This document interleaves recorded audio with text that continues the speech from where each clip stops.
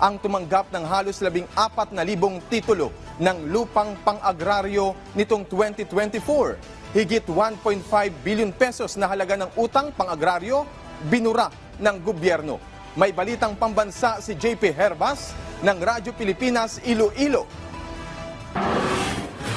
Umabot sa mahigit 8,400 na Agrara Reform Beneficiary o ARB sa Western Visayas ang tumanggap na mahigit sa 13,900 na titulo sa CLAW, ang mahigit 9,300 hektare ng lupa noong 2024. Sa tala ng Department of Agrarian Reform Western Visayas, mahigit sa 10,000 titulo na ito ay pinamahagi sa Negros Occidental, samantalang mahigit sa 3,000 titulo ang ipinamigay sa mga ARB mula sa mga isla ng Panay at Guimaras. Ang pamahagi ng karamihan sa mga titulo ay pinangunahan mismo ni Presidente Ferdinand R. Marcos Jr. sa kanyang pagbisita sa Baguio City, Negros Occidental noong Abril at Pasig City, Iloilo noong Setyembre. Sinimulan din ng gobyerno ang pamamahagi ng Certificate of Condonation and Release of Mortgage o COCROM sa mga ARB alinsunod sa RA 11953 o ang New Agrarian Emancipation Act na nilagdaan ng Pangulo.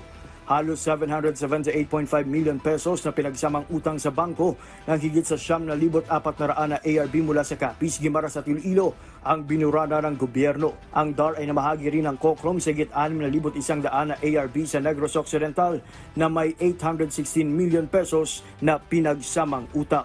Ngayong 2025, magpapatuloy ang tulong pang-agraryo ng gobyerno, lalo na't naniniwala ang Pangulo na ang tagumpay ng bawat magsasaka ay tagumpay ng bawat Pilipino.